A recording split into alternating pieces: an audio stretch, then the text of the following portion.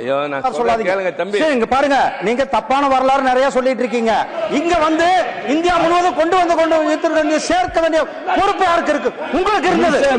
பொறுப்பை வந்து தட்டி கழிச்சதீங்க. எங்காவது வடபுலத்திலே வாவு சிதம்பரனார் சாலை உண்டா? பாரதியார் தெரு உண்டா? யாருக்காவது வீரபாண்டிய கட்டபொம்மனை தெரியுமா? தயவு செய்து சொல்லுங்கள். என் தம்பி மாண்புமிகு அமைச்சர் முருகனுக்கு தெரியும், உங்களுக்கு தெரியும், மற்றவர்களை பார்த்து கேட்கிறேன்.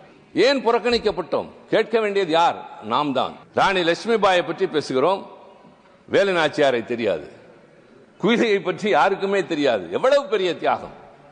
வெள்ளையர்கள் நடுநடுங்கி போனார்கள். ஹிட்லர் முதலாக தலை வணங்கி மன்னிப்பு கடிதம் எழுதியது தமிழனாகிய செண்பகராமனுக்கு. அந்த தீரன் சின்னமலை சிறையில் இருந்தபோது அவனுக்கு செருப்பு தைத்து கொடுத்த பொல்லான் என்பவன் அவன் எப்படி தப்பிக்க வேண்டும் என்பதற்கான யோசனையை செருப்புக்குள்ளே வைத்து அவருக்கு அனுப்பி அதன் மூலமாக தீரன் சின்னமலை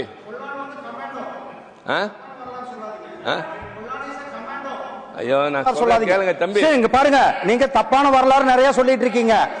சார் தலைவர் அவர்களே, உங்களுக்கு தெரியும், நீங்க தமிழ்நாட்டில இருந்து வந்திருக்கோம். அவர் தொடர்ந்து ஆரம்பத்திலிருந்து அவருடைய பேச்சு ஆரம்பிச்சதுல இருந்து தப்பான தகவல் சொல்லிட்டு இருக்காரு. 20 வருஷம் ஆட்சியில் இருந்தது யார் சார்? சென்ட்ரல்ல 20 வருஷம் ஆட்சியில் இருந்தது யார்? திமுக ஆட்சியில் இருந்தது, காங்கிரஸ் ஆட்சியில் இருந்தது. நீங்க அவங்க கூட கூட்டணியில் இருக்கிறீங்க.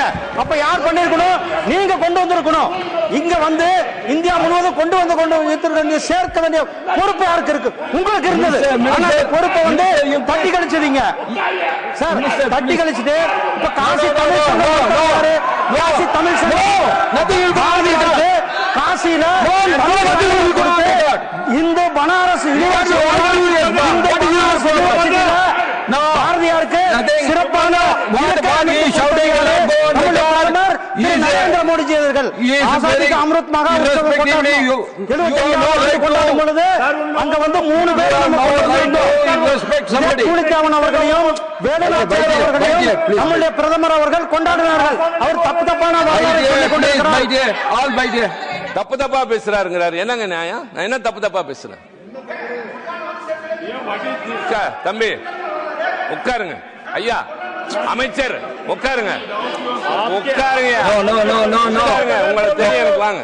தெற்கே தமிழகத்தில், கர்நாடகத்தில், கேரளாவில் எல்லா பகுதியிலும் வாழ்ந்த தியாகிகளுக்கும் மரியாதை தாருங்கள், அவர்களுக்கும் அங்கீகாரம் தாருங்கள்.